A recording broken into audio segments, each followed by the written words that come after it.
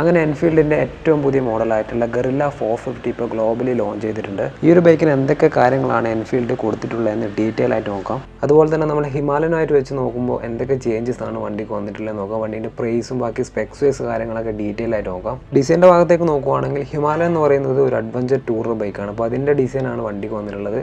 വണ്ടി ഇറങ്ങുമ്പോൾ കുറച്ച് നെഗറ്റീവ് കാര്യങ്ങളൊക്കെ ഇറങ്ങിയിട്ടുണ്ട്. പഴയ ഹിമാലയൻ്റെ അത്ര ലുക്ക് വന്നിട്ടില്ല എന്ന് പല ആൾക്കാരും പറഞ്ഞിട്ടുണ്ട്. പക്ഷേ നമ്മൾ ഗറില്ല 450 പുതിയൊരു മോഡലാണ്, വേറെ ഏത് വണ്ടിൻ്റെയും റീപ്ലേസ് വന്നൊരു മോഡലല്ല. അതുകൊണ്ട് തന്നെ ഡിസൈൻ്റെ ഭാഗത്തുനിന്ന് വലിയ നെഗറ്റീവ് ഒന്നും വരാനുള്ള ചാൻസ് ഇല്ല. റോഡ് സ്റ്റാർ ബൈക്കിൻ്റെ ഡിസൈൻ ആയിട്ടാണ് വണ്ടിക്ക് വന്നിട്ടുള്ളത്. അത്യാവശ്യം നല്ലൊരു ഡിസൈൻ തന്നെയാണ് വണ്ടി കൊടുത്തിട്ടുള്ളത്. ഫ്രണ്ട് നോക്കുവാണെങ്കിൽ 100-350 പോലെ തന്നെയാണ് നമുക്ക് കാണാൻ പറ്റുന്നത്. ഫ്രണ്ടിലെ ആ ഒരു ഹെഡ്ലൈറ്റിൻ്റെ സെക്ഷനൊക്കെ. ബാക്ക് സൈഡ് നോക്കുവാണെങ്കിൽ ഹിമാലയൻ 450 ആയിട്ടൊക്കെ നല്ല രീതിക്ക് സാധനമുണ്ട്. ആ ഒരു ടെയിൽ സെക്ഷനൊക്കെ അങ്ങനെയാണ് അവർ ഡിസൈൻ ചെയ്തിട്ടുള്ളത്. ഇൻ്റഗ്രേറ്റഡ് ആയിട്ടാണ് ഡിസൈൻ ചെയ്തിട്ടുള്ളത്. ഫ്രണ്ടിൽ നോക്കുവാണെങ്കിൽ റൗണ്ട് ഷേപ്പിലുള്ളൊരു LED ഹെഡ്ലൈറ്റ് കൊടുത്തിട്ടുണ്ട്. ബാക്കിലെ ടെയിൽ സെക്ഷനും LED ആണ്. വണ്ടീൻ്റെ സീറ്റൊക്കെ സിംഗിൾ പീസ് സീറ്റിലാണ് അവർ കൊടുത്തിട്ടുള്ളത്. വണ്ടീൻ്റെ സസ്പെൻഷൻ നോക്കുവാണെങ്കിൽ ഫ്രണ്ടിൽ 43 mm ആയിട്ടുള്ളൊരു ടെലിസ്കോപ്പി ഫോർക്കാണ്. 140 mm ആയിട്ടുള്ളൊരു ട്രാവൽ വരുന്നുണ്ട്. ബാക്കിൽ 150 mm ട്രാവലിലൊരു അഡ്ജസ്റ്റബിൾ മോണോ ഷോക്കാണ്. ഈ ഒരു ബൈക്കിന് ചെറിയൊരു നെഗറ്റീവ് എന്ന് പറയുന്നത് UST ഫോർക്കിലാണ്. UST ഫോർക്ക് അവർ കൊടുത്തിട്ടില്ല. നമ്മൾ ഹിമാലയൻ നോക്കുവാണെങ്കിൽ ഹിമാലയൻ UST വരുന്നുണ്ട്. ഇനി വണ്ടീൻ്റെ സീറ്റ് ഹൈറ്റ് നോക്കുവാണെങ്കിൽ 780 mm ആയിട്ടുള്ള സീറ്റ് ഹൈറ്റ് ആണ്. ഹിമാലയൻ വെച്ച് നോക്കുമ്പോൾ സീറ്റ് ഹൈറ്റ് വളരെ കുറവാണ് ഈ ഒരു ബൈക്കിന്. അതുമാത്രമല്ല ഹിമാലയൻ്റെ സീറ്റ് ഹൈറ്റ് എന്ന് പറയുന്നത് അഡ്ജസ്റ്റബിൾ ആണ്. ഈ ഒരു ബൈക്കിന് സീറ്റ് ഹൈറ്റ് അഡ്ജസ്റ്റ് ചെയ്യാൻ പറ്റില്ല. പിന്നെ വെയിറ്റിൽ മാറ്റങ്ങൾ കാണുന്നുണ്ട്. 155 കിലോഗ്രാമാണ് ഗറില്ല 450ൻ്റെ വെയിറ്റ്.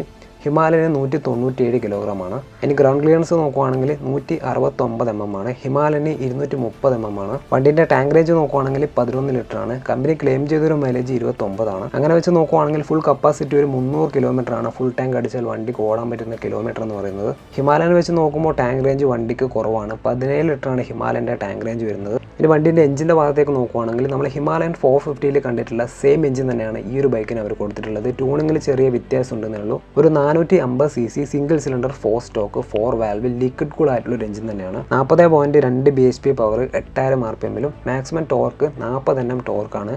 അത് 5500 RPMലാണ് പ്രൊഡ്യൂസ് ചെയ്യുന്നത്. ഇനി ബ്രേക്സിൻ്റെ ഭാഗത്തേക്ക് നോക്കുവാണെങ്കിൽ ഫ്രണ്ടിൽ 310 mm ഒരു ഡബിൾ പിസ്റ്റൺ കാലിബറിൻ്റെ ഹൈഡ്രോളിക് ഡിസ്ക് ബ്രേക്കാണ്.